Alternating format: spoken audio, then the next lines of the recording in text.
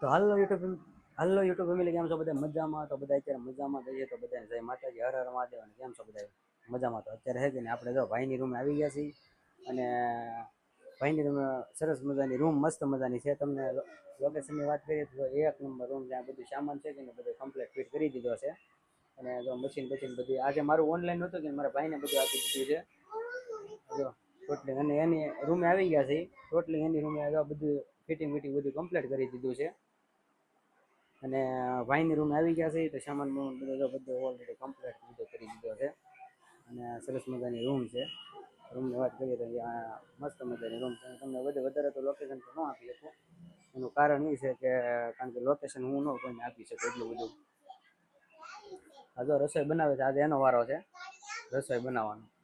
તો મિત્રો, અમારું દેશમાં જવાનું એક જ કારણ છે, કારણ કે ઘણા લોકોની કોમેન્ટ આવી છે કે તમે દેશમાં શા કારણે વ્યાજ આવશો અને દેહમાં તમે શું કરવાના છો, શા માટે વ્યાજ આવો છો, તમને સુરતમાં કેમ નથી ગમતું, સુરતમાં તમને શું તકલીફ પડી છે કે તમે તમારો સેહત ધંધો મૂકી અને દેહમાં વ્યાજ આવશો.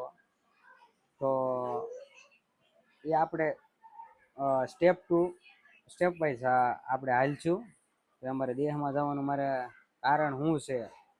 અને ગોલુભાઈને સુરત ગમે છે, આસ્તુબેનને જગુબેનને સુરત ગમે છે કે કોને નથી ગમતું. તો એનું આજે ફાઇનલી મારે થોડીક છે ને તમારે વાત કરવી છે. તો એનું કારણ મિત્રો તો પહેલો તો એ છે કે અમદાવાદ 7 વર્ષથી મિનિમમ 7 વર્ષ કાઢ્યા અમદાવાદ.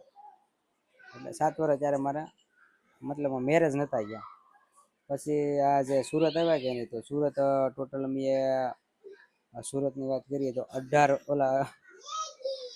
નહીં પણ 6 વર્ષ સુરત કાઢ્યા છે. તો 6 વર્ષ આપણે બહુ મહેનત કરી, બહુ બધું ઓનલાઈન ના આન તેન બધા ધંધા, મતલબ 18 ધંધા ફેરવી નાખ્યા.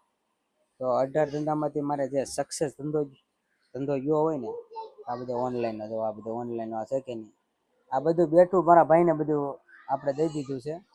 અને આ બધી એની રૂમ છે. અત્યારે મારા ભાઈ ને ભાભી છે કે નહીં, એ બધા દેશમાં છે. તો અમે અત્યારે એની રૂમે બધા છે કે નહીં, સામાન બધો ગોઠવી દીધો છે, મૂકી દીધો છે. અને એની રૂમ છે કે એનો સામાન બહુ ઓછો હતો. અને આ બધું ઓનલાઈનનું આ મશીન બધું એને ગોઠવીને દઈ દીધું છે.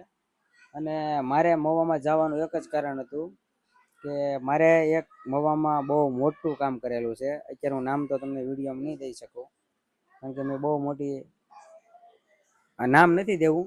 એ હું તમને આગલા બ્લોગમાં હું તમને કહીશ કે મેં મવામાં શું કરેલું છે અને મવામાં શા માટે જાવ છો અને મવામાં મેં કયો ઉદ્યોગ ખોલેલો છે. તો અત્યારે હું બ્લોગમાં તમને કાંઈ નહીં કહી શકું, બરાબર? તો અત્યારે જો ખાલી આપણે અત્યારનું હું તમને કહું છું કે અત્યારે આ બધી વસ્તુ છે કે નહીં, એ અમારા ભાઈને બધો ધંધો તો આ બધો સેટ કરીને આપી દીધો છે, બરાબર. અને ગોલુભાઈ જો આને લઈ દીધો મેં iPhone 7 Pro લઈ દીધો છે. અને આની પાસે બે બને આ બધું જાહો જલાલી જવો તમે ખાલી હજી ફેરાય ખોડશે. તો મિત્રો, તમે બધાએ કોમેન્ટમાં મને બહુ જાજાની કોમેન્ટ આવી હતી કે ભાઈ તમે દેહમાં શા માટે વ્યાજ આવશો અને દેહમાં શું લેવા જાવ છો. ફેસબુકમાં, ઇન્સ્ટાગ્રામમાં, સ્કેપકટમાં બધામાં બહુ જાજા લોકોની કોમેન્ટો આવે છે. તો અમારા દેશમાં જવાનું એક જ કારણ છે કે સુરતમાં છે કે નહીં, એક હોય તો બધી નાની નાની રૂમો હોય, નાના ડબ્બા હોય, એમાં પૂરીને તમે કેટલો દિવસ રહો, બરોબર? તો અહીંયા છે કે ને આપણે મતલબમાં મીડિયમ વર્ગના લોકો છે કે ને, એ બને ને ત્યાં સુધી નાની એમથી ઘોકડી હોય, નાનો ડબ્બો હોય, નાની એમથી બારી વગરની રૂમ હોય, એમાં રહેતા હોય, બરોબર. અને જે આમાં જે અમુક ફેસિલિટી છે કે નહીં, એ લોકોને બહુ સારી સુવિધા છે. જેની પાસે પૈસાની સગવડ અને બિઝનેસ સારા ધંધા હાલતા હોય ને, એ લોકોને સુરતમાં રહેવું જોઈએ. કારણ કે આમાં છે કે નહીં, જે ભાડુઆતમાં તો શું છે કે આપણે એક રૂમમાં એક વાર રહીએ છીએ, બરાબર. દેહમાં આપણે ભલે મેં 100 વીઘા જમીન હોય તો એવા લોકોને પણ મેં જોયેલા છે કે અહીંયા મશીને બે હતા. ગીતાનગર છે કે નહીં, એમાં 2-3 ભાઈબંધો 150 થી 200 જમીન વાળા છે. એ લોકો પણ મશીને અત્યારે ઢળડા કરે છે.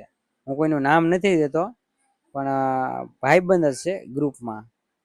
તો જો સુરતમાં આવી રીતનું છે બધું. એટલે અહીંયા રહેવું જરૂરી નથી, કારણ કે આપણે 2-5 કે અથવા ગમે એટલે થોડી ઘણી મિલકત થઈ ગઈ હોય ને, કેપેસિટી આપણી પાસે, તો અહીંયા રહેવાની આપણો એટલે અહીં ન રહેવાય એમ. દેહમાં ખુલ્લા વાતાવરણમાં રહેવા વઈ જાય, વાડી વિસ્તારમાં રહેવા વઈ જવાય ના છે કે નહીં. થોડા ઘણા લીમડા 1-2-4 વાવી અને એને નીચે હુવાય અને ખેતીનું કામ કરવું જરૂરી છે, કારણ કે 2-5 વર્ષ વધારે આપણે જીવી શકીએ. એટલે અમે આ બધા જો અમારે દેહમાં જવાનું કારણ એ જ છે, કારણ કે અહીંયા છે કે નહીં, જો આ ગોલા સામું જતો અને મોઢું જતો.